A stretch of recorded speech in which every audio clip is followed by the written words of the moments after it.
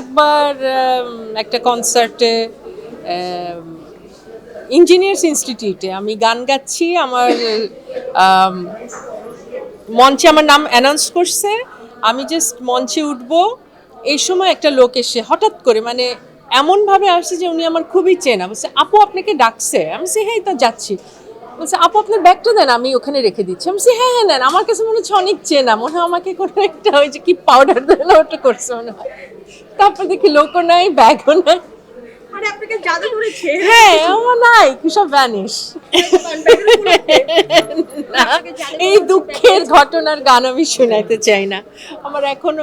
তারপর লাস্ট কয়েকদিন আগে একটা বিয়েতে আমি আর আমার বোন একসাথে বসে আমরা ডিনার করতেছি, চেয়ারের সাইডে আমার বোনের ব্যাগের একটা লম্বা স্ট্র্যাপ দিয়ে চেয়ারের উপর রাখা, আমরা চেয়ারে বসা, আমাদের চোখের সামনে দিয়ে ব্যাগ নিয়ে চলে গেছে, আমরা টের পাই নাই। না আমাকে উঠানো কি যাতা ব্যাপার, দেখো এখানে অর্ধেক অর্ধেক ছেলেদের চেয়ে আমি লম্বা বেশি, এখানে আমাকে কে নিয়ে যাবে? অজ্ঞান করে না না অজ্ঞান করলে আলাদা কথা। গল্প কথার গল্প লোকে জানি একদিন চলে যাবে।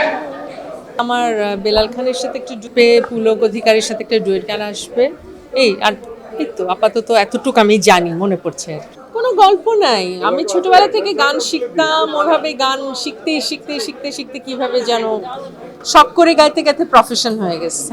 কাউকে অনুপ্রেরণা বা কাউকে হচ্ছে যে না তার গান ভালো লাগে যেতে সেটা থেকে অনেক বড় বড় শিল্পীদের গান আমার ভালো লাগে, ছোটদের গান ভালো লাগে, কিন্তু আমার অনুপ্রেরণা আমার বাবা মা একদম অলওয়েজ। হ্যাঁ আমি কি করবো? আচ্ছা।